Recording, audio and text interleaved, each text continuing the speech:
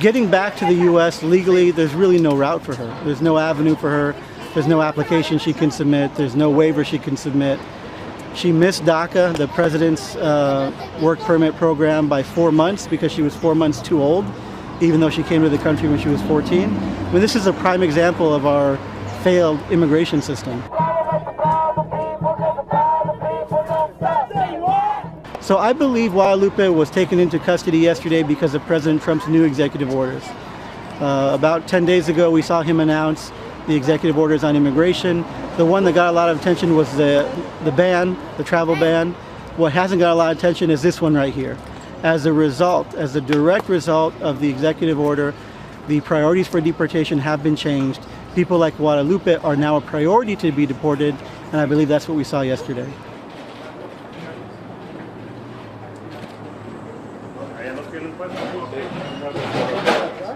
Well, it brings to me a lot of disappointment. Like, no teenager should ever have to go through this. It's a nightmare having your mother taken away from you. The person who's always there for you, gone. Seeing her get taken away in a bunch of vans, like if she was like a huge criminal, like it's just the worst thing. It feels like a dream, but this is reality and we have to face it. We don't deserve to go through this. No family should deserve to go through this, because really it's heartbreaking. No one should feel this much pain. No one should go through this much suffering. Estar juntos allá donde es su hogar en Estados Unidos. Muchas gracias.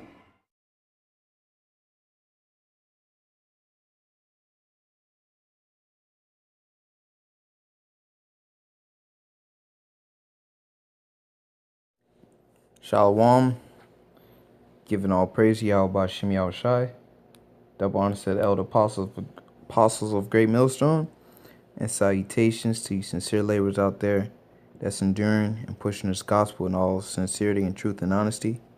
All right, it's your brother Kanakala coming back at you again, GMS Tampa, GMS Rawi. All right, and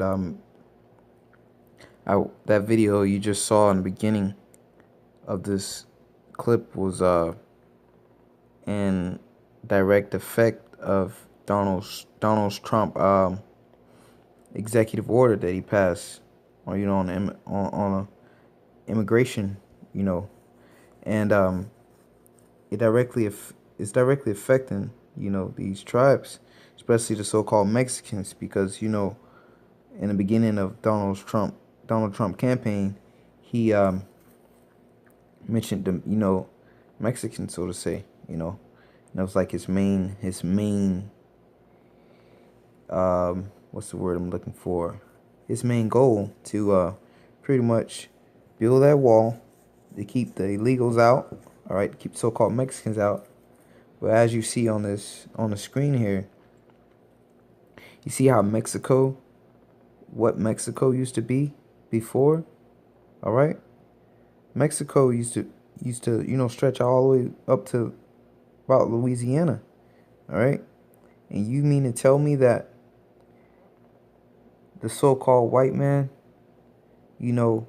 wants to keep Mexicans out of the United States and deport them, and then once they are deported, their children that are left behind go into foster care, all right? So this is so-called white man for you. He's the devil, all right? Scripture said, the thief coming not but to kill, steal, and destroy. All right, and that's what so-called white man has done. Okay, and you so-called Mexicans are the biblical Israelites of the Bible. All right, you're from the tribe of Issachar. All right, and I'm just gonna pretty much get into some scriptures real quick. I don't want to draw this video out too long. Get straight to the point. This is Genesis 49, verse, I'm going to start at 14. Issachar is a strong ass couching down between two burdens, all right? And Issachar mean he is hired, all right? Okay? And that was an omen, he is hired, because, these companies, they love they love to hire, Mexicans, so to say, because Mexicans are very strong workers, all right? Mexicans are very, very hard workers, all right? They're known for their hard work ethic, so to say, okay? And, they even work for the table. It's like they work under the table. And they will also, work dirt cheap. What these average, Americans won't work for. Like the minimum wage, they work for minimum wage and they work hard, And if you want to get the understanding of how Issachar got the name, just go to Genesis 30 and start about 8. Matter of fact, it start about 15. All right. He is hired. It deals with omen nomen. Okay. And I'm going to go to 2 Samuel's chapter 2, verse, it's like it's 2 Samuel's chapter 16, verse 1. All right. It says Issachar is a strong ass. All right. And it's comparing Issachar to the donkey, because the donkeys, they are hard-working animals, okay? And I'm gonna bring out a scripture to prove that. All right, this is 2 Samuel 16, verse 1. And when David was a little past the top of the hill, behold, Ziba, the servant of Mephibosheth, met him with a couple of asses saddled. Okay, so she met David with a couple asses saddled, and upon them 200 loaves of bread. So these donkeys were carrying 200 loaves of bread, and 100 bunches of raisins, and 100 of summer fruits, and a bottle of wine. And the king said unto Ziba, what meanest thou by these? And Ziba said, the asses be for the king's household to ride on. All right, so not only that do they carry things, you also able to ride on them because they're strong workers, hard workers. And the bread and the summer, the fruit of the young man to eat, and the wine, that such as be faint in the wilderness may drink. Okay, so that's why the scriptures compared Issachar, the so-called Mexicans, to a strong ass. All right, and crouching down between two burdens. All right, that's in the middle of. If you look, it's pretty much in Central America. It's in between North America and in between South America. So that's what I mean by crouching down between two burdens. All right, this is Genesis. Go back in Genesis 49, and it reads, and he saw that rest was good. All right, and Issachar are known for something called siesta. All right, siesta meaning 6 hour where they rest. All right, they stop what they're doing and they take a rest. All right, and that the land, it was pleasant. All right, and if you've ever been to Mexico, it's a beautiful land. And bowed his shoulder to bear, and became a servant unto tribute. All right. And Issachar, like I said, they're the hardest workers, man. All right. They're the hardest servants on the earth. All right. You so-called blacks, Hispanics, Native American Indians. All right. The so-called white man is not your friend. He's your enemy. Okay. And this is one, particular tribe, that I so happen to go to because of the current events that's happening today. All right. The so-called white man is coming down on the so-called Mexicans. All right, when